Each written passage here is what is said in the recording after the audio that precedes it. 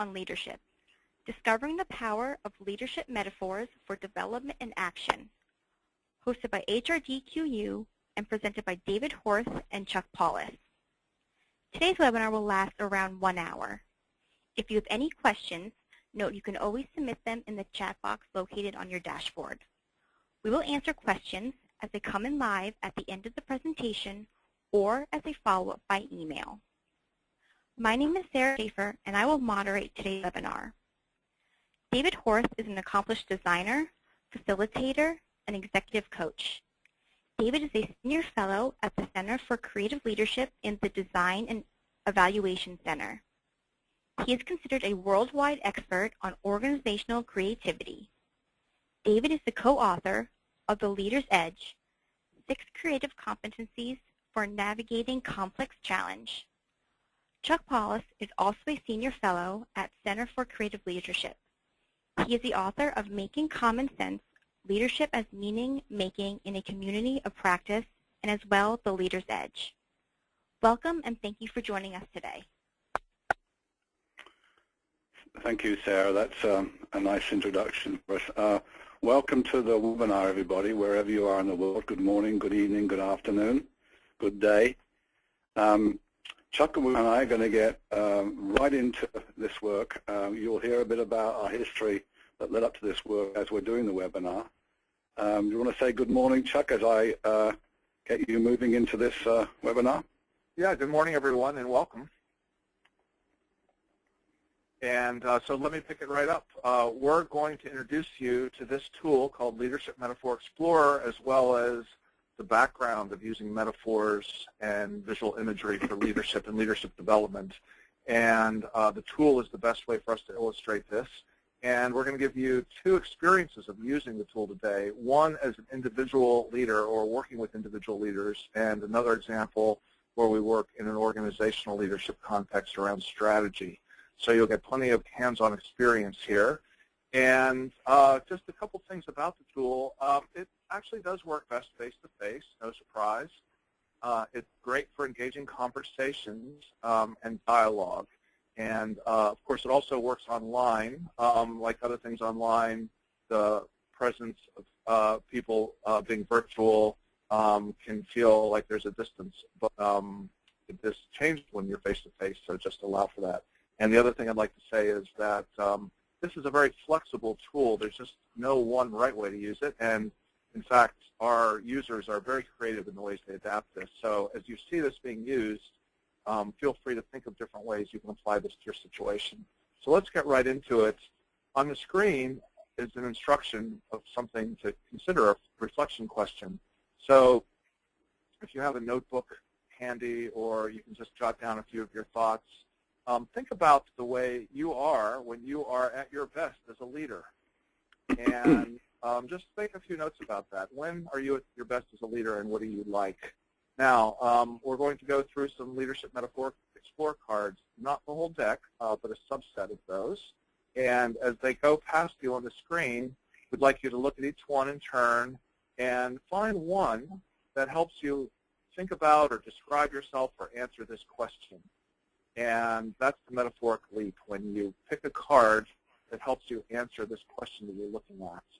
And you'll notice there's a letter in the upper corner of the screen. And, for example, here's the first one. So as you see the card you like, just choose the letter and then write down your response in the chat box. And we'll talk about some of these responses. So I'm just going to be quiet a bit. And these will all be shown together on one slide at the end. So if you miss one and you feel the need to go back to it, you'll see these all together at the end. So let's just advance these. Think about the question, and when you find one, make some notes in the chat box. And write the letter of the card. You don't have to write the whole metaphor alongside your comments or why you chose that card.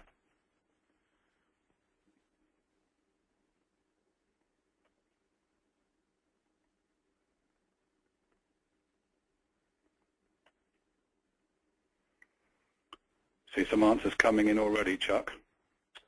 Yes. See several people have chosen the circle of inclusion. couple of people have chosen a couple of other ones. I've just seen somebody choosing this one.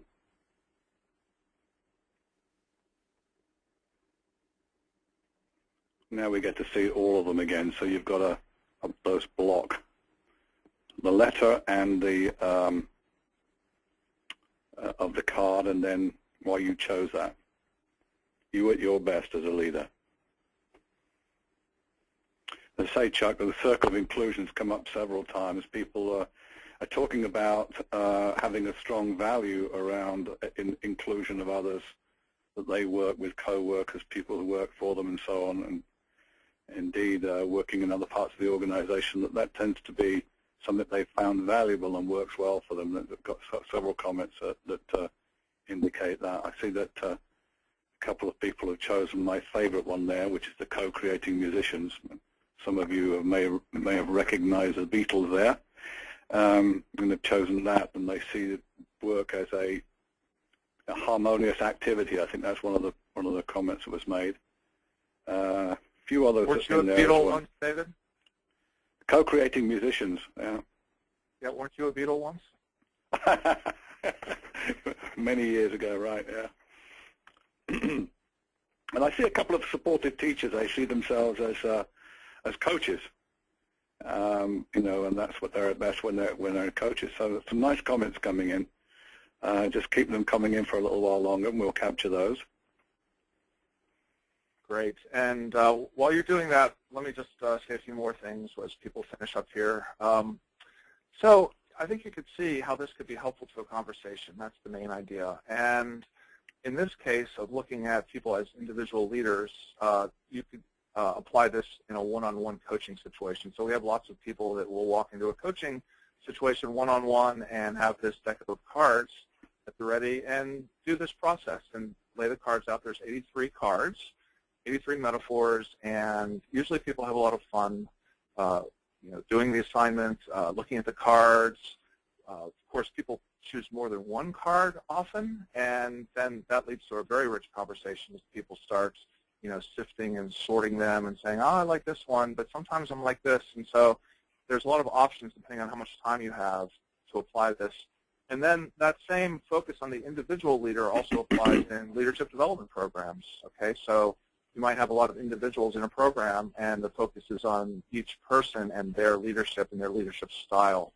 So you can think of this a bit as leadership style, and you can think of it often as how am I when I'm at my best, and you know, you could even go into, you know, how am I when I'm not doing my best, or how would I like to be according to my vision, where am I going in my leadership development? And so again, that could be an exercise in a leadership development program where you have individuals who are reflecting on their leadership and leadership development. So I see we've pretty much finished getting input.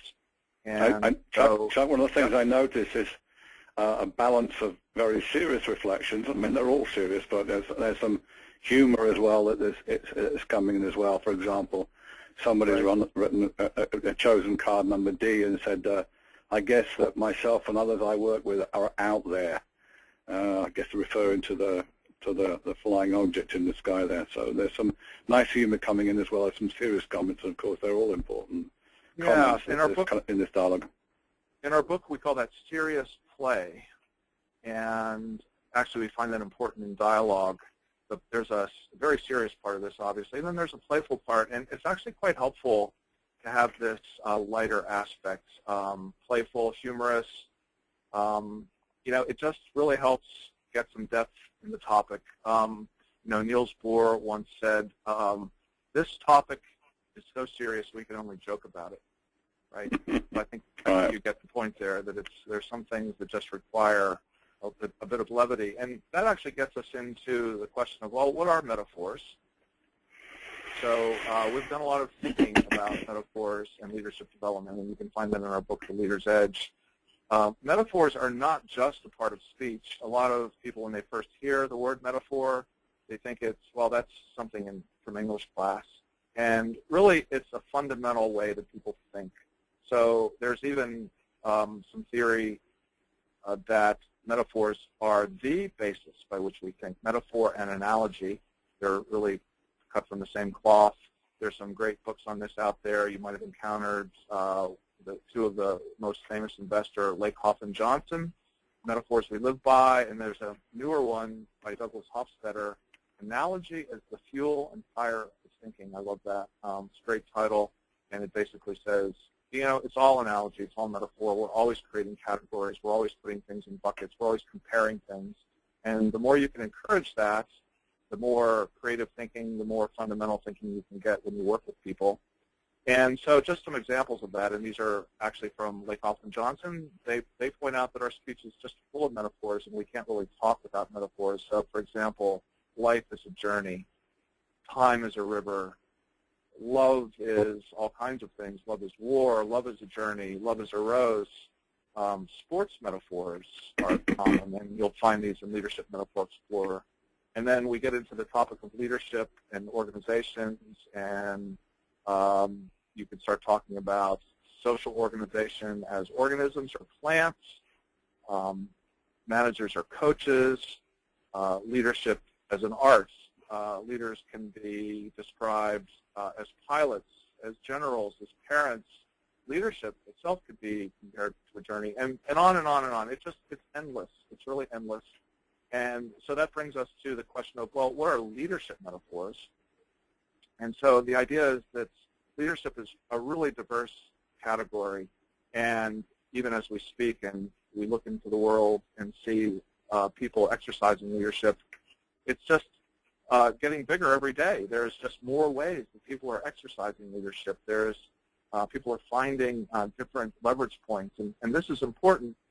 In our work in leadership development, we find that it's very important to talk about and engage this variety, because otherwise people get stuck in narrow metaphors. They just think of leadership as making people do things, or as some sort of being in charge of something, and it's much broader. So really, when you're in the classroom, I know many of you are facilitators.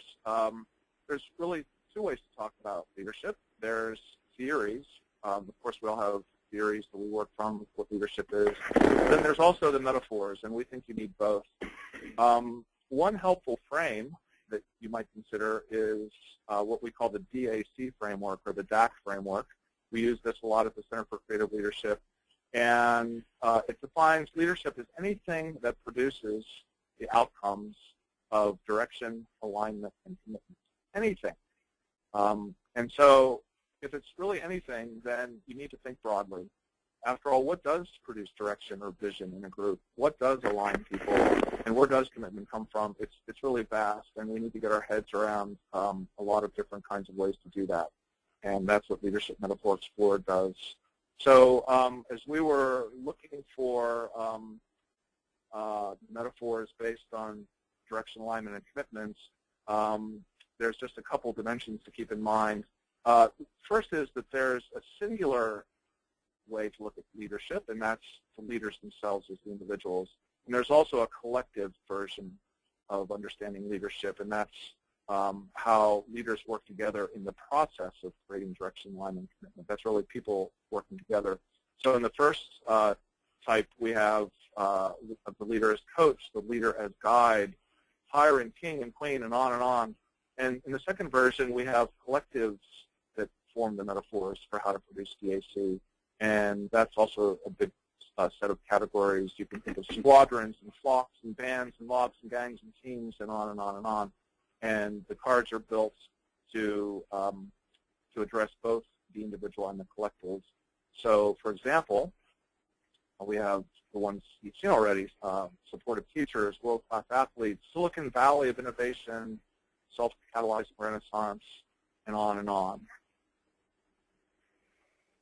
So we were often asked where this tool came from and what body of work led to it.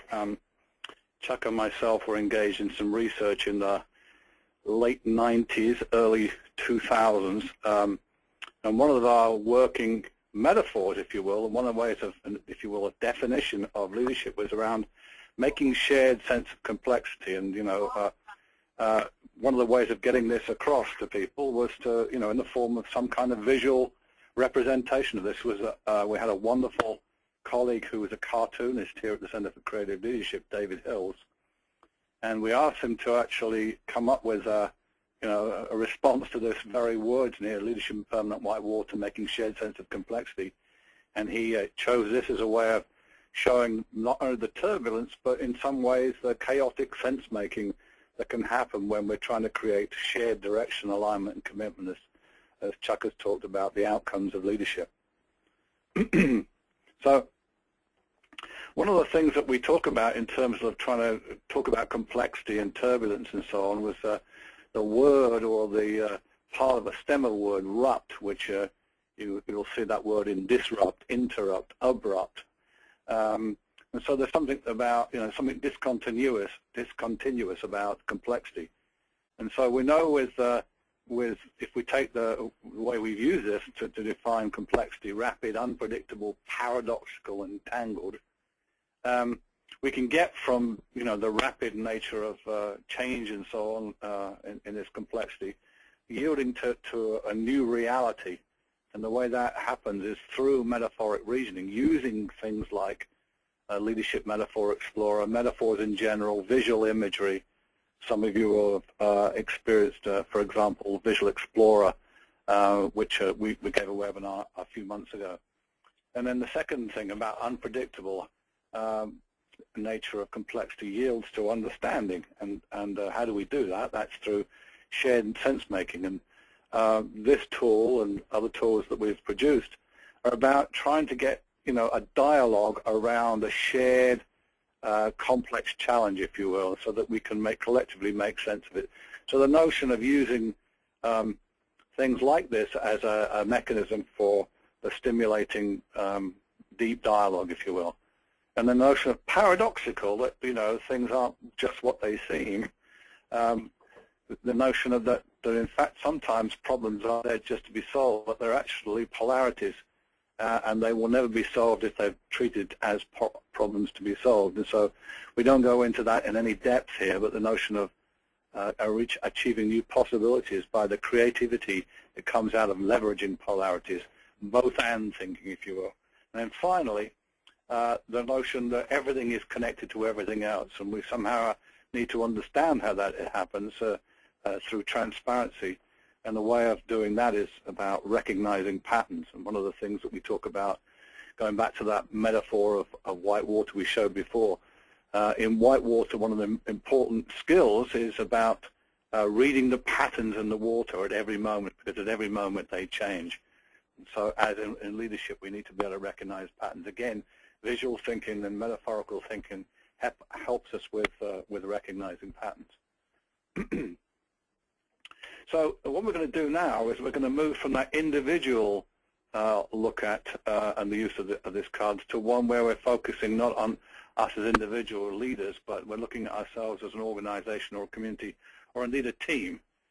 When are you doing your best work together? And how are the outcomes of shared direction, alignment, and commitment created? And so what we want you to do is we're going to show you some more cards. And again, there'll be a letter associated with each card, and we'll show the block of them at the end. And we want you to, choose one of these and speak to how that actually is helping with the creation of leadership, creating the outcomes of shared direction, alignment, and commitment. So choose a card that describes what that's like in your organization, your community, or your team. So here are the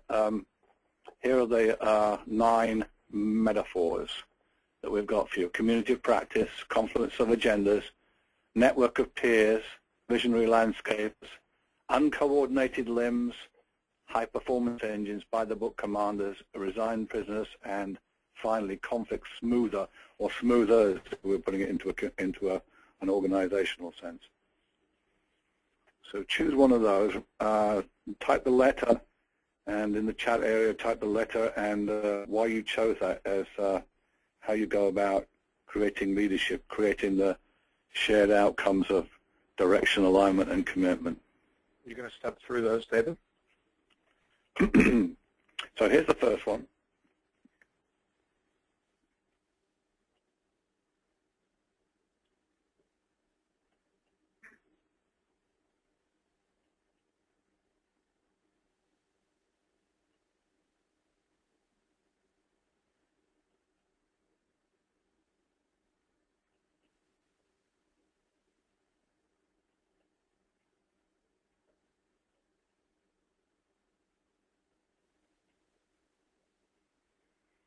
So some answers are coming in already, I see.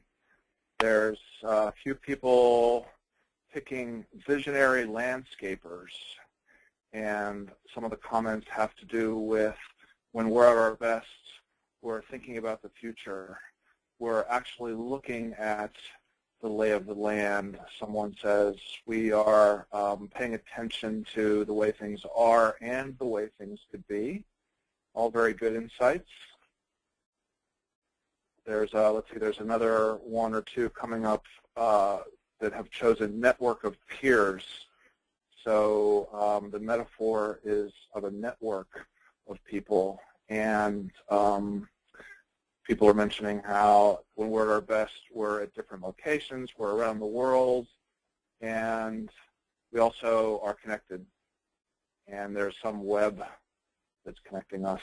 And you know, somebody pointed out how strong that web looks in that image there, and how strong the connections are. And yet it's just clear that they're sitting in different places. So that's a good one there. One of the things I wanted to comment on here, Chuck, is you'll notice there are some metaphors here that you may feel that they've got a negative spin on them, if you will. And one of the things that we've done in this tool is to very deliberately choose ones that may not feel so positive. In fact, some of the ones that we might think of positive, others people might think of as being not so positive, for example. But we've done that for a reason. And one of the reasons is when we're using this, we ask people to think of not only how things are at their best, but often how things were in the past, or how things, what things we need to avoid if we are actually to make leadership work effectively in our organization. Hence, we show a few things where the leadership is not playing out as well as we'd like to in some ways. So that's one of the reasons why we've thrown in a few metaphors which may not be seen as so positive. And of course, that's a difficult conversation, isn't it? Often, what are we like at our worst? We don't usually ask it that way, but the tool allows people to say, hey, we're not always great. Sometimes we're not at our best in our leadership. And, for example, we feel like resigned prisoners. There's a lot of people that feel like prisoners in this organization. Well, you know, that's a tough thing to say in public with your peers when you're just using language, and when you're totally serious, like Niels Bohr said, sometimes you can only joke about things. And it's, you know, it's not a joke, but it's, you know, it's something that you could kind of hold at a distance and talk about without, you know, feeling like it has a real sharp point on it, and that's very helpful. Okay, so good. Why don't we move along and talk about, let's talk about business strategy and leadership strategy. So you all know what business strategy is. You all do it in your organizations. But what is leadership strategy? Leadership strategy is the collectively held beliefs and behaviors that you need to drive the business strategy. And the fact is, a lot of organizations don't have what we call the leadership culture that they need to support their business strategy. So let's talk about the kinds of leadership culture that can be addressed using this tool, Leadership Metaphor Explorer. Actually, they're built into the tool. And the first kind of leadership culture we talk about is called dependent leadership. And that's just simply the beliefs and behaviors associated with the idea that people in authority are responsible for leadership, hence dependent leadership. And then the next stage or development beyond a dependent stage is what we call independent leadership.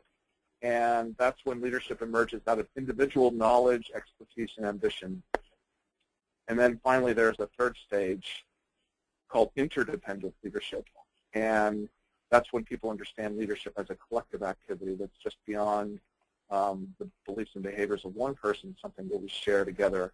And so, as I said, the cards are correlated with these three stages. So here's three cards: by the book commanders, resigned prisoners, conflict smoother. Those are all associated with the dependent action logic. It's another way to say this, action logic. And then the independent ones are illustrated here by visionary landscapers, uncoordinated limbs, and high-performance engines. Notice, each of these kind of stages is neither good nor bad. It just is, and you can have more negative-looking metaphors or more positive-looking ones. And then finally, there's interdependent, community of practice, confluence of agendas, network of peers. They all speak to the collective aspect of leadership. Now, notice there's a code hidden in the cards. You might have noticed it already, and it's contained in the color of the text labeling the card. So if you notice, the ones in the bottom, they have red text. The ones in the middle, they have green text, and the ones at the top have blue. And that's kind of a rough correlation or code with the 3 stages. And typically, we actually don't talk about this color coding or the stages represented. It's something that the facilitators can kind of keep in mind or keep in their back pocket as people talk. Usually, the more desirable forms of leadership are interdependent or independent, and usually the ones people are trying to avoid are the dependent. And so it's just a way of kind of marking the difference. And when we talk about leadership strategy, driving business strategy, this is the direction that typically people talk about. We're going from a more dependent organization, which has been mostly true in the past. A lot of organizations have been like this. A lot of cultures around the world are very dependent, and they recognize the value in becoming more independent in their thinking and then more interdependent in their thinking. And so this all points to new cultural capabilities. And this is actually what we use in organizations when we're talking about leadership development and leadership strategy. So this flows right in to leadership development or organization development. And so here's an example we used with one large organization. This was actually the instruction slide that we used. So we gave people this task. So, and this illustrates the use of the Metaphor Explorer cards. This is an exercise, essentially. So we asked them, when they had been talking about their business strategy, we said, okay, so what are the beliefs and behaviors that will help you drive the business strategy? And so in this particular organization, there were 3 boundaries, 3 social boundaries that they were talking about. So you see those on the left in the rows. So one was across the clusters that they had in their organization, and another was with partner, we'll just call partner A, and another was with partner B. So they recognized that maybe they needed different kinds of leadership or different kinds of beliefs and behaviors that were appropriate to each of these boundaries that they were trying to span. And we asked them to think about their relationships now and how those relationships needed to be in the future so that they could execute their strategy. So here's the instructions we gave them. We said, okay, each of your small groups, we split them into small groups, each one create one chart. Pick your cards and debate and decide one card for each cell. So that's an interesting task. Everybody has chosen different cards, but they need to debate and decide on one card per cell. So that's an interesting exercise. And then we asked them to capture a few words that go along with the card. And so that's helping them make sense of things. And so this is a picture of the results. And you can see that they got into the task. And what they did was create a matrix of where they were and where they were going. And pretty cool. These charts stayed up in the room for the whole rest of their retreat. They were at a retreat that we were working with them. So the result of this exercise stayed up and was able to inform subsequent decisions they made about, okay, so how are we going to put this into action? How will we do this? And so they had a visual, verbal record of their discussions, a very powerful, valuable tool. And so here's another, just a picture of that. I want to draw your attention to the picture on the left side there. That's people actually choosing the cards. And that illustrates what I said earlier about face-to-face situation being really powerful to use in this tool. And you can see here, first of all, people are working without a table in the middle. That's often a very good thing because it connects people better. You can see body language. You see people leaning in, and that's very helpful. To see the cards each other are choosing, you need to kind of lean in and get close to them. And all this is very helpful to a productive conversation. And here is one of the outputs that one of our colleagues used using a mind mapping piece of software. So taking the digital pictures of these cards, which, by the way, you're completely authorized and allowed to take photos of the cards, and they go nicely into a digital mapping tool. So this person actually recorded parts of the dialogue and mapped the metaphors according to the strategy. And so they had a record that they used for the subsequent retreats. So they took the input, the output from one retreat and used it for the input for another retreat. And here's yet another example. This is by the artist and graphic facilitator Bruce Fly.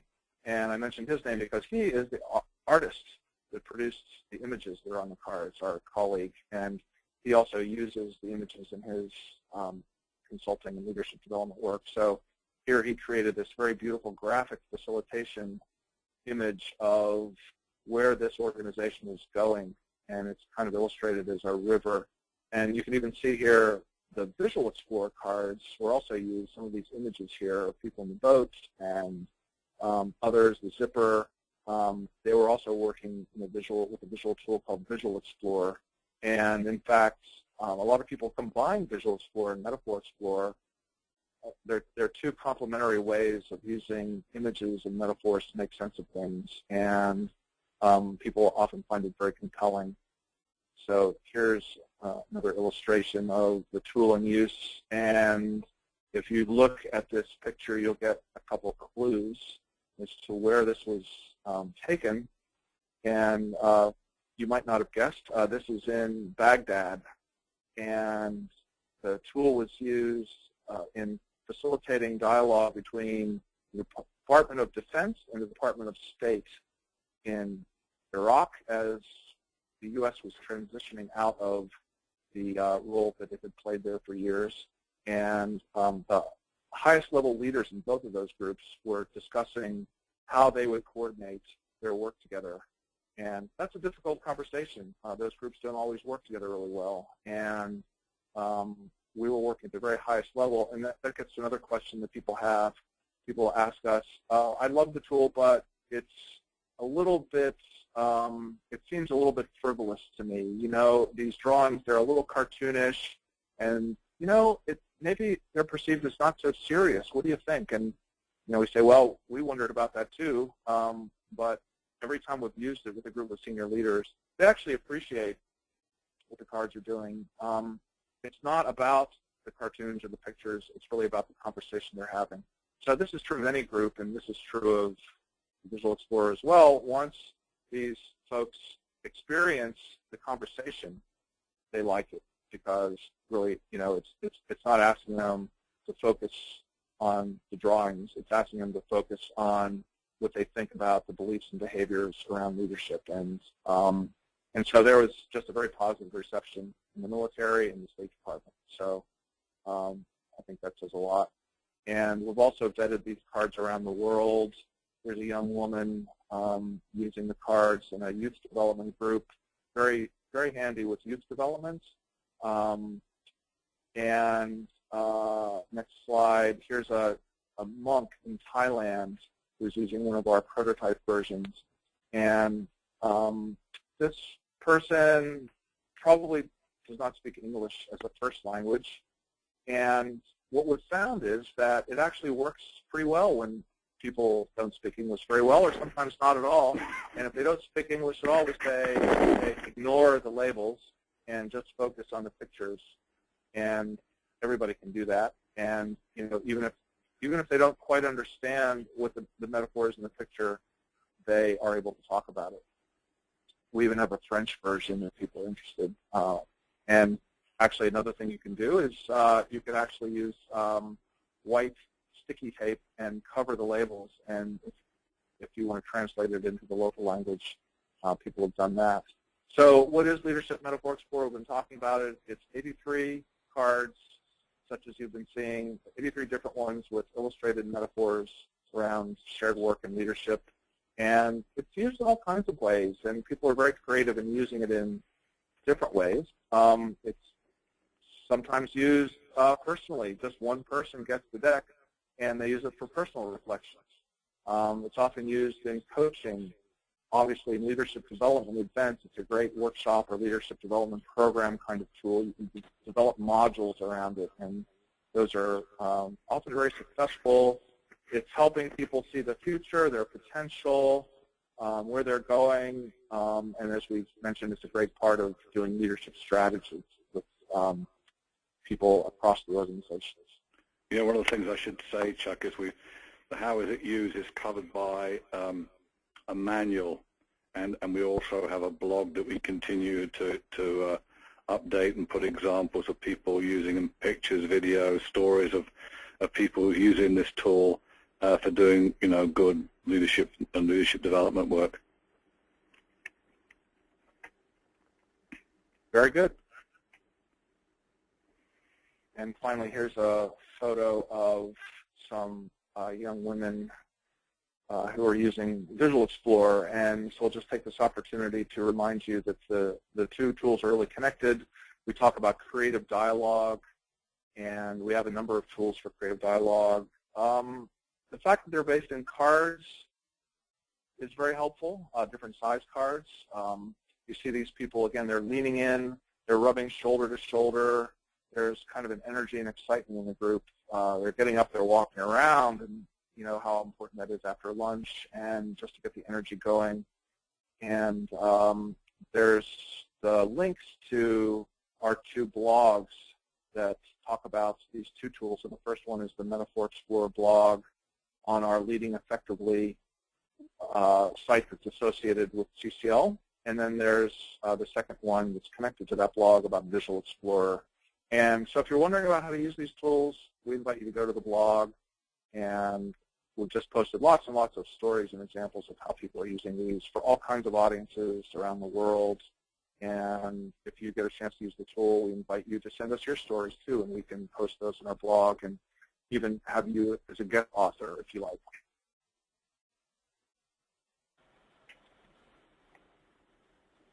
Okay, well, thank you so much. That was really great. And we actually do have some time for you to answer some of your questions. So attendees, if you could please send us your questions now. And while we wait for those questions to come in, let me tell you a little bit more about the program that is the foundation of today's session. And that would be the Leadership Metaphor. It's a dynamic training tool designed to stimulate wisdom and understanding about how leadership plays out in an organization. Designed by the Center for Creative Leadership, this hands-on game uses metaphorical images and captions to open a dialogue about the 3 stages of dependent, independent, and interdependent leadership cultures. Okay, perfect. And it looks like we actually do have a number of questions coming in, so why don't we go ahead and get that started. Our first question comes from Jane, and she wants to know, does CCL use your other set of cards, the ones in the photos, drawings, etc., for similar types of exercises? You want to take that one, Chuck? Yes. All these tools are related, and we've learned the power of what we call putting something in the middle. That's a phrase, actually, that people we work with tend to remember and tend to like. So you can create dialogue, it turns out, by putting something in the middle. And what do we mean by something? We mean something you can hold, something you can look at. Visual imagery is great. Drawings are great. That's why we think graphic facilitation works well. That's why we think using photographs works well. And so we've put these on cards because the cards are portable. They go through airport security very well. They're light. They're portable. And so a lot of people that use our tools, including Metaphor Explorer and Visual Explorer, have a collection of these card decks, in their back pocket, so to speak. So either they're part of a plan design, but often they're impromptu. And so when people get stuck, or you're working with a group and they just need something to get them out of their stuck places, putting a deck of images on the table and asking them some of these questions is a very powerful way to get them unstuck. Chuck, I was just reminded, not in a kind of a group setting, but I was working with a CEO of a company here in North Carolina a couple of years ago, and I pulled out the deck and put it in front of him and said, so tell me, what was this place, what was leadership like in this organization before you came to this organization? And then where is it now? Where would you like to see it in the future? And he ended up by pulling out 5 cards. He wanted to talk about, the distant past, the more recent past, the current, and then a step on the road to what he saw being the ideal. And he picked out 5 different cards and told the story of that. It became quite a powerful story of his own contribution, as well as what he had picked up and inherited, and his own desires for shifting the culture of the organization. In this particular case, he was looking for the organization to become a more innovative organization in the midst of some of the turbulence that the industry was experiencing. Okay, perfect. And the next one coming in, this one is from Bill, and this is an interesting one. He says, some of the cards evoke quite negative feelings. Do people actually choose these if they are in a group with their leaders who might be offended to be described in such negative terms? Yeah, we mentioned that briefly during the session here, and often what we'll do is I've done this with about 1,000 people at one point, where I wanted them, and I had obviously several of these decks, and I wanted them to think about us as an organization in the past or at our worst, and then picking another card of us at our best. And often that's when the negative cards come out. It's something that is hard to describe sometimes, and you'll notice that there are some who very much feel like they've got a negative spin to them. You saw some of them in the webinar here, and often that's talking about a place that they used to be and want to move away from that, or have moved away from that, and want to work to a more desirable place. So there's this notion of using these card decks as a way of kind of seeing a gap between where we are or where we were and where we would like to be, and what the work is. The conversation then comes: how do we get from where we were, where we are now, and into that more desirable future place? And so that past can often have a negative spin. In fact, some of the cards that you would think of as having a positive spin, we've seen people actually even give those, interpret those as a way of leadership not working all that effectively. Okay. Nice question, Bill. Okay, all right. The next one coming in, this one is from Mike, and he asks, does the LME tool work in different cultures around the globe? Yeah, it does pretty well. Obviously, you have to be a little bit mindful of where you are, and we recommend people test this a little bit. So if if you arrive in a country you've not been to before, just try it out with some people informally and test it a little bit. What we've found is that it works pretty well. As I mentioned before, if people speak English, then the labels are accessible to them. If they don't speak English or it's a second language, then they rely on the pictures. And truthfully, we've found Visual Explorer to be a really wonderful bridge of cultures, and actually it works quite well to bridge cultures. So if I was actually in a situation in which I was worried about that, I would actually use Visual Explorer, and recognizing that the labels are in English on Metaphor Explorer, and there's really not much you can do about that, except you can get creative and, like I said, put a piece of white tape over the labels, and then actually write in the language that you're encountering what the translation would be. One of the things, Chuck, about this as well is when we were doing our initial testing of these metaphors, we went internationally to ask people, how they might be, give us some positive, negative, whatever, metaphors for talking about leadership in your part of the world. So that was, for example, and I noticed it in a couple of the slides there, there's one that's well diggers. You'll see that as one of the cards, and that actually came from Africa.